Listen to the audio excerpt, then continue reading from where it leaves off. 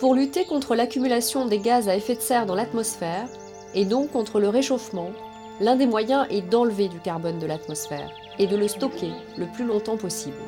Claude Roy, expert de ces questions, présente le bois comme l'un de nos meilleurs alliés dans cette lutte. Le bois est un puits de carbone extraordinaire, c'est ce qu'on appelle ces puits de carbone, c'est des systèmes finalement naturels et photosynthétiques qui permettent d'absorber le CO2 de l'atmosphère et de le séquestrer. Cette capacité de photosynthèse, cette capacité d'utiliser l'énergie du soleil pour fabriquer avec du CO2 un hydrate de carbone, c'est-à-dire un sucre, de la cellulose, de la matière vivante, de la matière végétale. Et donc de fabriquer un puits de carbone.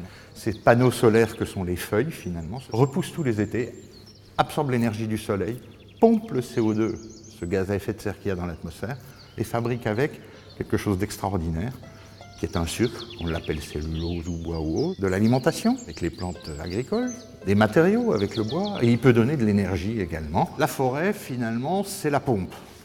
Elle absorbe. Plus la forêt pousse, plus elle absorbe de CO2. Plus elle pousse vite, plus elle absorbe beaucoup de CO2.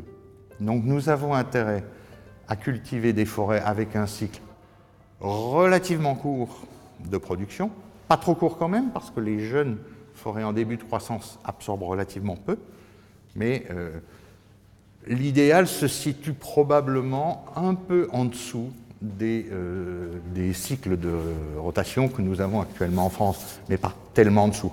Il faut une forêt dynamique, jeune.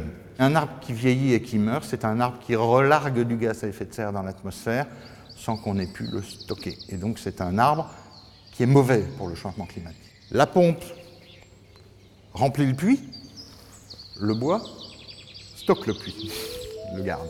Le bois qu'on transforme et qu'on extrait de la forêt, ce bois, plus il va être stocké longuement, plus il va être un gros puits. Il faut savoir qu'un mètre cube de bois stocke 1 tonne de CO2. Donc plus le volume de bois est important et le stockage du CO2 dure longtemps, et plus le puits est gros et la lutte contre le réchauffement efficace. Ainsi, l'énorme charpente de Notre-Dame détient la palme, des dizaines de tonnes qui stockent du CO2 depuis 800 ans. Mais encore, une charpente de pavillon, 50 à 100 ans de stockage. Un meuble, 20 à 30 ans. Un panneau, 20 à 30 ans. Du papier, 5 à 6 ans. Selon Claude Roy, en France, le stock de CO2 contenu dans les forêts et le matériau bois qui en est issu est supérieur aux émissions annuelles de CO2. Il faut poursuivre l'effort. Je dis oui au bois pour dire non au CO2.